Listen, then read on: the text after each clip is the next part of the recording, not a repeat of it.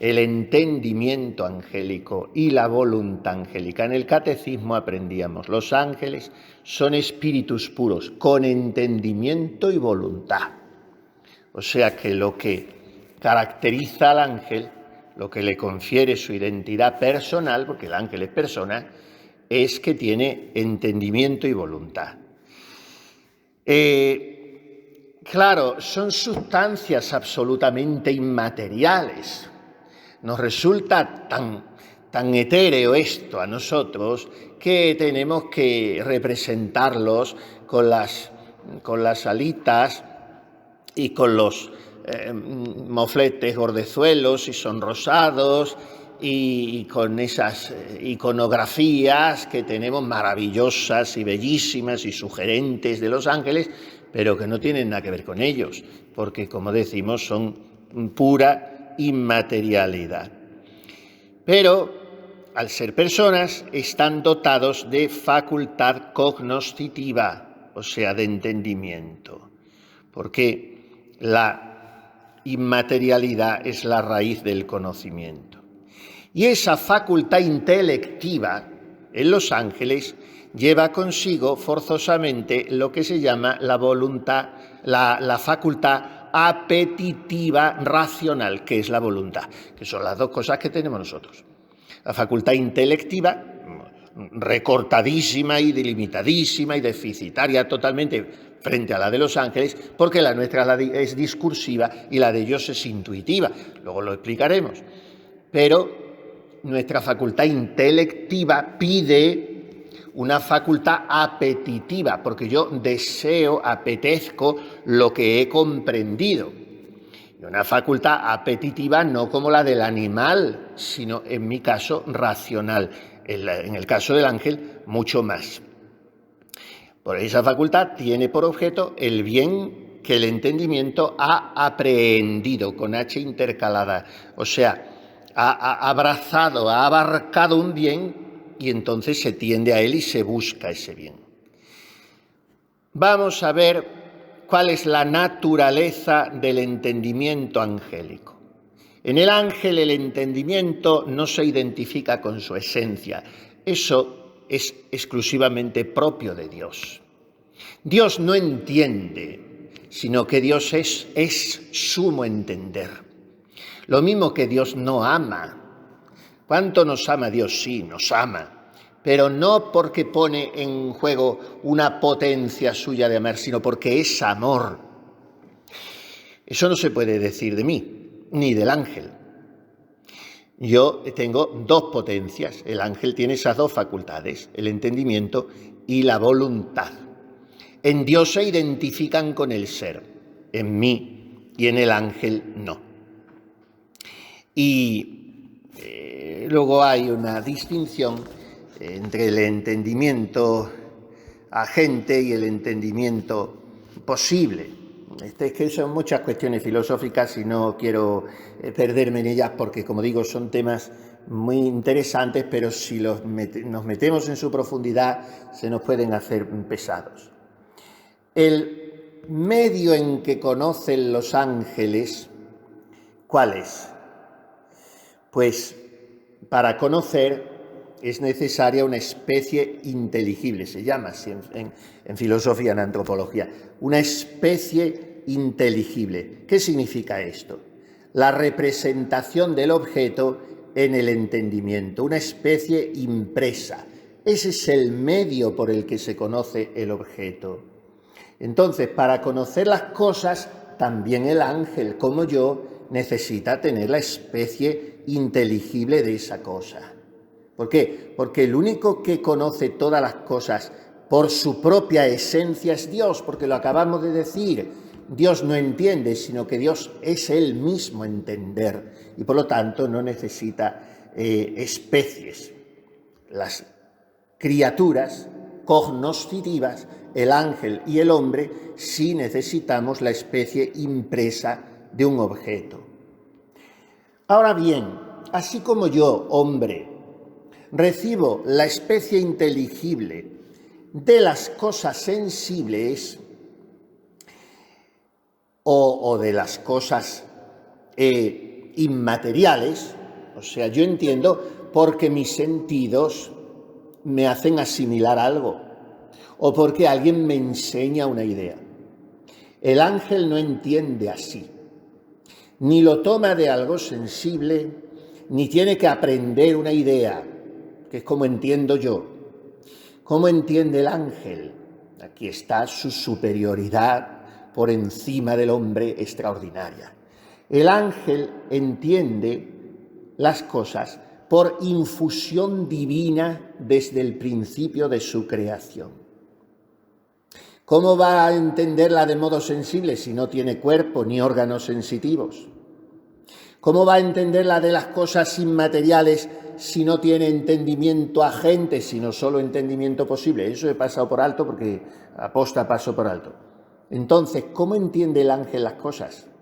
A base de especies infundidas por Dios en el acto mismo de su creación. Y esas especies infundidas son connaturales a los ángeles.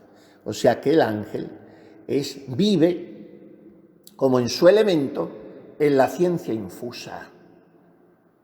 Cuando nosotros leemos la Santa Madre y decimos, pero esta mujer, ¿cómo pudo escribir las moradas? ¿De dónde le vino esa sabiduría? Era regalada por Dios, era infusa. Eso es lo que llamamos ciencia infusa. Bueno, pues en el ángel todo es ciencia infusa. En la Santa Madre y en el más encumbrado de los santos, en Santo Tomás de Aquino, la mayoría de las cosas las sabían por sentido común, que es el sentido que reúne las experiencias de los 5 sentidos externos. Cuando decimos, ¿cuánto sentido común tiene esta persona? O que no tiene ningún sentido común. El sentido común es el primero de los sentidos internos. Después le siguen la memoria, la imaginativa y la estimativa. El sentido común es el que dice, tú ya has visto esto varias veces, o aunque sea una sola vez, tú has oído tal cosa, tú te has quemado cuando has cogido esto, pues si tienes sentido común, ya te gobiernas por las experiencias de los sentidos externos. Bueno, pues el ángel, como decimos, no entiende ni a nivel sensible ni a nivel inmaterial, sino a nivel de ciencia infusa. Los ángeles superiores, ya hemos hablado de los 9 coros, entienden por especies más perfectas y universales que los ángeles inferiores. Claro, no todos tienen la misma inteligencia. ¿Por qué? Muy sencillo, porque cuanto más potente es una inteligencia, conoce mayor número de cosas con menos ideas. Esto lo pensamos muy poco. Y decimos, torpes como somos y tontos. ¿Cuánto sabe esta persona? ¿Cuántas ideas tiene? ¿Cuánta memoria tiene? Tiene mucha memoria o tiene muchas ideas porque es muy limitado y muy torpe. Por eso decimos, ay, ¿qué memoria tiene usted? Pues sí, pero bueno, me sirve muy bien para salir airoso, pero comprendo que inteligencia, quizás tengo tanta memoria porque no soy inteligente, porque la memoria es la inteligencia de los tontos, está muy bien dicho. ¿Por qué? Porque el tonto tiene que multiplicar sus ideas para apoyarse en ellas. ¿Quién es el inteligente? El que es simple, el que está unificado, el que reduce sus ideas, lo van a entender muy bien. El sumo entender, no el inteligente sumo, sino el entendimiento en sí mismo es Dios. No hay sabiduría como la de Dios. Pues bien, Dios no tiene más que una idea, una sola. Al expresarla, la ha dicho. Ese logos se ha convertido en verbo, en palabra. Y esa idea ha tomado carne. El ser de Dios, volcado en un concepto absolutamente divino, por eso es el mismo Dios, por eso es otra persona, pero es la misma divinidad, es la única idea de Dios. Y este es el verbo. Si Dios tuviese muchas ideas, no sería Dios porque no sería el sumo entender. Los que tenemos muchas ideas o nos gusta amontonarlas o leemos y conocimientos y cosas y datos y es que no tenemos la capacidad de síntesis armónica de una sola idea. Pues bien, los ángeles, cuanto más ángeles son, si pudiéramos hablar así, cuando son superiores, es cuando reducen sus ideas. Tienen menos especies inteligibles. Cuanto más cercana a Dios es una inteligencia, menos ideas o especies inteligibles necesita para conocer todas las cosas. Los ángeles superiores entienden por especies inteligibles más perfectas y universales que los inferiores. ¿Y el objeto del conocimiento angélico cuál es? O sea, ¿qué cosas conocen los ángeles? Pues Santo Tomás dice así. Primero, los ángeles en esto son para nosotros también un modelo inalcanzable, porque estamos en otro nivel, pero podemos mirarlos con ese deseo a los ángeles, porque dice la Santa Madre que el conocimiento propio importa infinitísimo y es el pan con el que todos los manjares se han de comer, el conocimiento propio. Por ello, pues los ángeles se conocen a sí mismos por su propia forma y sustancia. El ángel es inmaterial, es una forma subsistente y en cuanto que es forma es inteligible por sí misma. Entonces, al entenderse a sí mismo como forma, se entiende en su propia sustancia. Pero además de conocerse a sí mismo, cualquier ángel conoce a todos los demás ángeles. Hemos dicho que conocen por especies infundidas por Dios en el momento de su creación. Ya de fábrica el ángel trae todo lo que tiene que conocer, porque Dios se lo ha infundido. Le ha impreso en su mente angélica las semejanzas o especies de todas las cosas que tiene que conocer el ángel. Por eso el ángel conoce todas las cosas del universo y por tanto conoce a todos los demás ángeles. Lo cual no significa, cuidado, que el entendimiento angélico conozca tantas cosas como el entendimiento divino, porque Dios conoce desde toda la eternidad todo cuanto existe o puede existir. Dios conoce también el mundo infinito de los seres posibles, el ángel no. El mundo posible no lo conoce, conoce el mundo presente. Aparte de que el conocimiento divino de lo presente es incomparablemente más profundo y más penetrante que el angélico. Pero eso sí, el ángel conoce las almas humanas en el instante mismo en que Dios las crea, porque Dios infunde en su inteligencia angélica, ya no lo hemos dicho, las especies de las cosas que crea en su ser natural. Además, los ángeles, primero, se conocen a sí mismos. Segundo, conocen a los demás ángeles y las cosas de la creación. Por eso a los ángeles no les podemos ocultar nada. Están contemplándonos siempre, nos conocen. Pero además conocen naturalmente a Dios. A ver si consigo explicar esto, que es muy sencillo, pero hay que saber exponerlo. Los ángeles conocen naturalmente a Dios. Naturalmente. O sea, en su propia naturaleza angélica, está a conocer a Dios con toda naturalidad, si pudiéramos hablar así. Pero ¿cómo conocen a Dios? En su propia sustancia angélica. Por su propia naturaleza, en el orden de su naturaleza, no pueden ver la divina esencia. Vamos a explicarlo. En la sustancia angélica está impresa de algún modo la imagen de Dios. ¿Por qué? Porque el ángel es puro espíritu, a semejanza de Dios. Hay una sintonía. Dios es puro espíritu, el ángel es puro espíritu. Y en su sustancia está impresa ese conocimiento.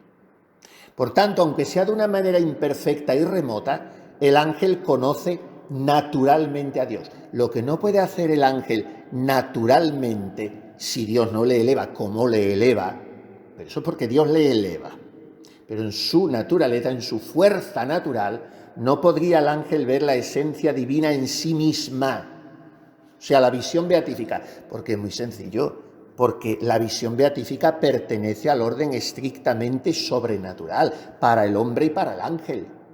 A ningún ser creado le es connatural ver la esencia divina. El que podamos entrar a contemplar la esencia divina en la visión beatífica, eso es transportarnos a otra galaxia, lo mismo al hombre que al ángel. O sea, estamos acostumbrados a pensar en los ángeles como los que están siempre delante de Dios, pero eso no les corresponde en su propia naturaleza. A eso han sido graciosamente elevados por Dios.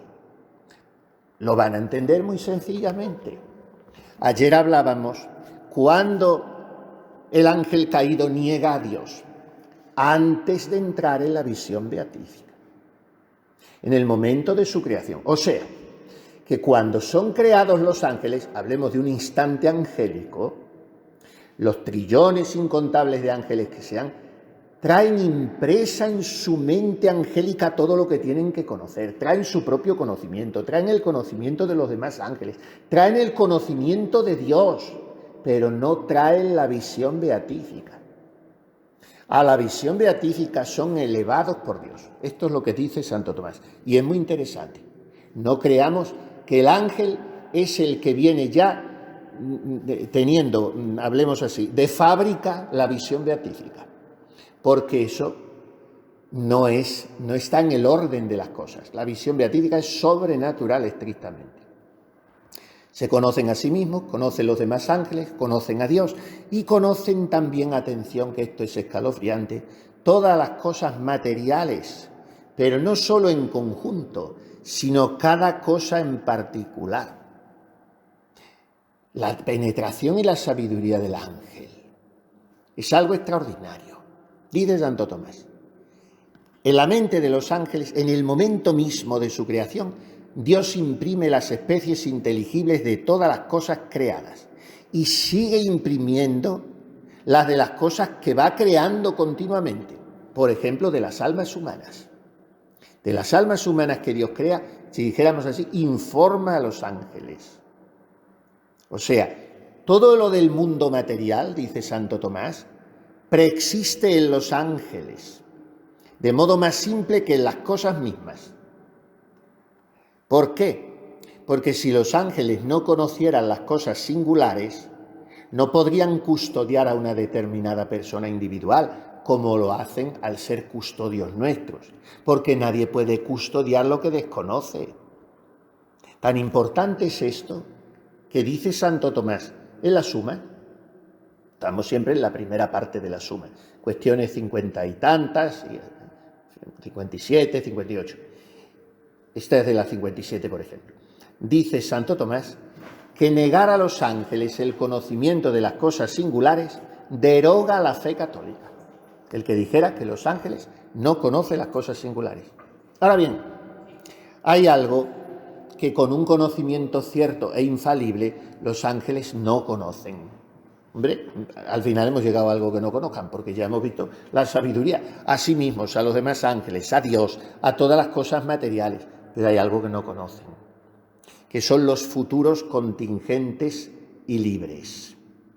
O sea, el conocimiento de los futuros contingentes, contingente quiere decir que pueden ser y no ser, que están entre paréntesis esos futuros, eso es propio y exclusivo de Dios. Dios conoce los futuros contingentes por vía de decreto permisivo y por vía de eternidad, porque para eso es Dios. Los ángeles conocen perfectamente los futuros necesarios, como los conocemos nosotros, sin ser ángeles. ¿Cuál es un futuro necesario? Que mañana, si no viene el fin del mundo, va a salir el sol por la mañana. Es un futuro necesario. Ahora, el futuro contingente, el que depende de causa contingente, a veces pueden conjeturarlo los ángeles. Por ejemplo, si habrá buena cosecha el año que viene, por el estado del clima, del campo, y el ángel lo puede conjeturar, como yo también. O que la hermana fulanita va a salir por peteneras o va a responder tal cosa, también lo conjeturamos. Son futuros contingentes, pueden ser o no ser, pero yo me apoyo en datos y el ángel todavía más. Ahora, con un conocimiento cierto e infalible, los ángeles no conocen el futuro porque entonces sería Dios. Podría conocer el futuro un ángel como un alma también. Si Dios se lo revela, una revelación privada, entonces sí. ¿Y los pensamientos de los corazones de los hombres los conocen los ángeles? Ya verán qué bonito Santo Tomás es que toca todo. O incluso los pensamientos de los otros ángeles. Se pregunta las dos cosas. ¿Conoce los pensamientos de los hombres y de los otros ángeles? Pues naturalmente no pueden conocerlos si nosotros no dirigimos esos pensamientos voluntariamente al ángel. ¿Por qué? Porque el conocimiento cierto del pensamiento de un alma, si no lo manifiesta al exterior, es propio y exclusivo de Dios. Porque en la esencia del alma y en el entendimiento solo puede entrar Dios. El ángel puede ir, como decíamos ayer en el locutorio, a los sentidos internos, a la imaginación, a la fantasía, a la memoria, pero no al entendimiento. Eso es propio de Dios. Ahora bien, el ángel puede conocer, y nuestro ángel de la guarda los conoce perfectamente, nuestros pensamientos ocultos, porque nosotros los manifestamos externamente de muchas maneras. No solamente, fíjese hasta dónde llega Santo Tomás, no solamente por las reacciones, no solamente por los gestos, decíamos ayer, si en una convivencia muy estrecha, al cabo de años, se puede prever, se puede más o menos saber lo que la otra persona está pensando, más o menos, por la mirada. Pero es que el ángel no solo ve nuestras reacciones, sino que dice Santo Tomás, que está finísimo siempre y agudísimo, que el ángel, además de la alteración de nuestra fisonomía, percibe la alteración de nuestro pulso. Y hasta ahí puede llegar su penetración de nuestros pensamientos.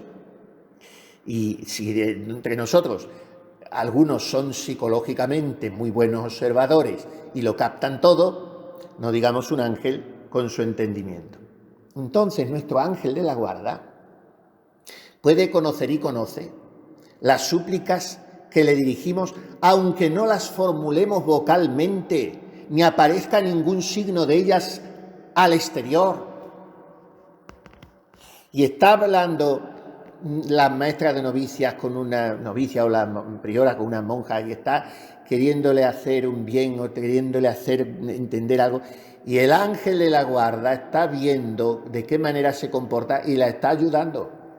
Y en ese caso ni siquiera le ha dirigido mentalmente su súplica, pero el ángel de la guarda está viendo la intención. Ahora, los misterios de la gracia, los misterios sobrenaturales, no puede conocerlo el ángel naturalmente. Los conocen sobrenaturalmente en la visión beatífica. Esa visión beatífica que hemos dicho hace un momento que tampoco les corresponde naturalmente, pero como han sido elevados a ella sobrenaturalmente, en ese plano de lo sobrenatural de la visión beatífica, que no la tienen de fábrica, es en el plano en el que conocen los misterios sobrenaturales. ¿Y de qué modo conocen? Hemos dicho el objeto, fíjese cantidad de objetos, a sí mismos, a los demás ángeles, a Dios, a las cosas creadas, los pensamientos de los hombres. Todo eso es el objeto del conocimiento angélico. ¿Y el modo?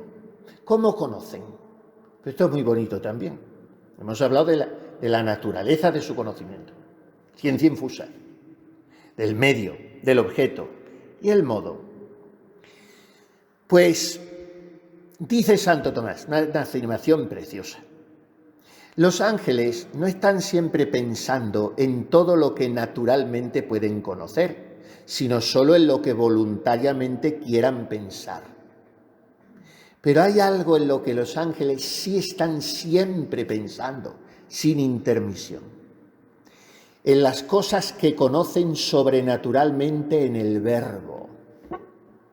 Los ángeles, dice San Juan de Ávila, al final de la Audifilia, preciosa palabra, los ángeles se revén en la faz del Verbo, como que se reflejan, se deleitan como en un espejo en el Verbo. Entonces lo que conocen del Verbo sobrenaturalmente como un gran regalo, en eso piensan los ángeles continuamente. En las otras cosas piensan cuando necesitan ellos o nosotros que pensemos. están siempre contemplando al Verbo. Entonces la bienaventuranza del ángel no es un hábito, sino que es un acto perfectísimo. Están siempre en acto. Esto se comprende muy bien cuando dice nuestro Señor: sus ángeles están siempre contemplando el rostro de mi Padre Celestial. Pero claro, en el rostro del Padre contemplan el rostro del Verbo y contemplan el Espíritu Santo. Los ángeles están saciando de la Santísima Trinidad. Por eso el ángel es la mejor imagen, el mejor modelo, el mejor tipo y ejemplar de un alma contemplativa. Porque un alma contemplativa, o de un alma mixta, contemplativa y activa, porque almas activas no tiene que haber. La vida mixta, dice Santo Tomás, que es la más perfecta. Entonces, el alma tiene que estar dando a las otras almas, evangelizando, ayudando, en fin, lo que sea, pero sin apartar el rostro de Dios. El conocimiento de los ángeles es un conocimiento, antes lo hemos apuntado, puramente intuitivo, no como el nuestro. El nuestro es discursivo, o sea, es un conocimiento por composición y división. Así de complicado y de pobre es mi conocimiento, por composición y división. O sea, mi modo de conocer, ¿qué es lo que hace? Saltar continuamente del conocimiento de una verdad conocida a otra menos conocida, por un discurso o raciocinio. Y ese raciocinio discursivo es muchas veces muy lento y muy penoso, o porque la materia es abstrusa, o porque la persona es muy corta, porque lo corto lo somos todos. Pero al lado de lo que estamos diciendo, de intuitivo, por eso decimos, esta persona es muy intuitiva. Bueno, es una manera de hablar muy impropia y muy inexacta. Intuitus, en latín, significa mirada. O sea, que el ángel, de un primer golpe de vista, ya conoce de un golpe. Yo no, yo necesito muchos saltos. Y claro, sí, todo esto, el entendimiento angélico. Fíjese la cantidad de cosas que estamos diciendo, tan profundas, tan sugerentes, tan bellas. Muchas las estamos aprehendiendo, o sea, las estamos asimilando como podemos, porque, como decimos, tampoco hay mucha base metafísica, en fin. Pero bueno, algo cogemos, nos quedamos, nos va gustando, fíjate esta idea, la entiendo mejor porque ya me la he anticipado con la anterior, hemos sentado un cierto fundamento. Bueno, todo esto a nosotros nos lleva 1 hora o 2 horas o 2 años. El ángel no. El ángel viene y entonces todo lo que tiene que saber sobre su propio entendimiento lo conoce por una especie impresa por Dios y se ha terminado. Conocimiento intuitivo. Ven en el acto todo lo que se puede conocer de una cosa. En el entendimiento de los ángeles buenos no cabe el error o la falsedad. Sí en el de los ángeles malos, en el de los demonios, en lo referente a los misterios sobrenaturales. O sea, los ángeles, tanto los buenos como los demonios, ven intuitivamente, el demonio también, de un solo golpe de vista, todas las cosas naturales y las consecuencias que ellas se derivan, y por eso nunca se equivocan acerca del curso de las cosas naturales. Por eso también el demonio está listo. Entonces, al conocer la esencia de las cosas, conocen lo que conviene o repugna a la esencia de esa cosa, y por eso no yerran. Ahora, con los misterios sobrenaturales sucede de otra manera. Aquí es diverso el conocimiento de los ángeles buenos y malos. ¿Por qué? Porque el conocimiento de los misterios sobrenaturales no depende de la esencia de las cosas naturales, depende de la revelación divina. ¿Y cómo se acepta la revelación divina? Con humildad. Y como los ángeles malos no la tienen, no tienen humildad, porque precisamente son demonios por soberbia, al no tener humildad no pueden aceptar la revelación divina. Esto también tiene que enseñarnos mucho, porque la humildad está todo. Está todo porque la humildad es receptividad total.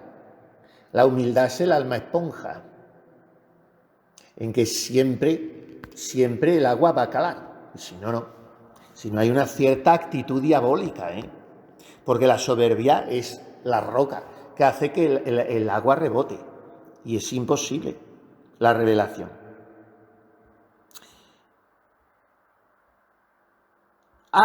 ¿Cuándo se dio en los ángeles buenos la posibilidad de error? En el momento de ser creados, ya lo hemos dicho muchas veces, antes de su confirmación en gracia y de su consecución de la gloria. Pero una vez que dijeron, estamos dispuestos a servir, y pasaron a la visión beatífica, la gloria del ángel es inadmisible, se dice en teología y en buen castellano, inadmisible, que no se puede perder. ¿Por qué? Porque ya está en la visión beatífica. El conocimiento que tienen los ángeles de todas las cosas por la visión del Verbo divino, dice Santo Tomás, se llama conocimiento matutino. Y el conocimiento que tienen de las cosas por las especies infusas que han recibido se llama conocimiento vespertino. A ver si consigo explicarlo brevemente porque es muy bonito. Viene de San Agustín la denominación. Es una analogía con el día natural y es muy bonito. ¿Por qué? Porque la mañana es el principio del día, la tarde es su término. Entonces, el conocimiento del ser de las cosas en el Verbo se llama conocimiento matutino porque es la base, el principio, el inicio de todo conocimiento, es el Verbo, como la amanecida es el inicio del día. Y el conocimiento del ser de las criaturas, en cuanto que existen en su propia naturaleza, o sea, por especies infusas de esas criaturas, no vistas en el Verbo, ese es conocimiento vespertino. La diferencia es evidente, que el conocimiento matutino es mucho más claro y penetrante que el vespertino, como la claridad de la mañana es más luminosa que la de la tarde, porque va a más, la de la tarde va a menos. Aplicación práctica, que se me ocurre. Qué distinto es conocer las cosas, conocernos unos a otros, mirándonos en nosotros mismos, por la especie inteligible que yo tengo de esa persona, de esa hermana. No hay especie inteligible infusa, sino especie inteligible por lo sensible, mucho más imperfecta. Pero la especie que yo tengo de esa hermana, entonces ya funciono sobre esa especie. Es un conocimiento, ojalá pudiéramos decir vespertino, por no decir que es nocturno. Ahora, si yo trato de conocer en el Verbo, mirando las cosas y las personas y a mí mismo, en el espejo del Verbo, entonces es lo que dice San Pablo: mientras tenéis luz, caminad en la luz. Soy hijos de la luz, no lo soy de las tinieblas. Somos hijos del día. Dejad las actividades de las tinieblas y pertrechaos con las armas de la luz. Ayer miraba yo bajo las estrellas, pensaba, verán al Señor cara a cara y llevarán su nombre en la frente. Ya no habrá noche, ni necesitarán luz de lámpara ni del sol. El Señor estará con ellos y alumbrará en ellos. Vamos a mirarlo todo a través de Cristo, por Cristo, con Él y en Él, y a vivir en Él, y a tratar de mirar también a los demás y a mí mismo con los ojos de Cristo, del Verbo, porque es la luz, lumen de lumine, decimos en el credo. Nos paramos a pensar eso del credo es abismal. Deum de Deo, lumen de lumine, deum verum de Deo vero. Eso es el Verbo, es luz de luz, esa es el fogonazo incandescente infinito, la proyección de la luminosidad abrasadora del Padre, toda captada por el Verbo. Esa es la idea, el concepto, el logos, la palabra, la expresión del Padre. Y luego esa palabra, dice un poeta moderno español, la palabra es la carne de la idea, encarnación es todo el universo. Bueno, pues después viene la encarnación, después. Pero primero viene la generación, genitum non factum, consubstantialem patri. Engendrado, no hecho, consustancial al Padre. Eso es lo primero, la pronunciación. Y el Padre, al desgranar de sus labios, que no tiene boca ni labios, pero al Padre al pronunciar esa palabra, es el verbo. Y en ese verbo está todo. Y en ese verbo están los ángeles, el conocimiento todo de los ángeles. Todo es el verbo, todo es referencia al verbo. Y es la única idea del Padre. Y el verbo es el que nos confiere, nos posibilita, nos regala y de alguna manera, digámoslo lejanamente, nos infunde el conocimiento matutino para estar saliendo siempre de la noche. Es una de las vocaciones más importantes de la Virgen. La indulgencia plenaria más grande de la Iglesia es la de la porciúncula, el perdón de Asís, Nuestra Señora de los Ángeles. Uno de los santos más grandes, San Francisco de Asís, todo fue en torno a la Virgen de los Ángeles. Y aquí estaba el desierto también de los franciscanos de la Virgen de los Ángeles, este mismo desierto del Tardón, dedicado a San Miguel. Los ermitaños primeros veían a los ángeles con cierta familiaridad y frecuencia, y en fin, los ángeles. ¿Qué hemos hecho nosotros de nuestra amistad con ellos? Pues vamos a pedirles a ellos y pedir sobre todo a María Santísima, Reina de los Ángeles, que nos dé a participar un poquito dentro de nuestra pobreza de ese conocimiento matutino que tienen los ángeles, de ver y de saborear todas las cosas en el Verbo.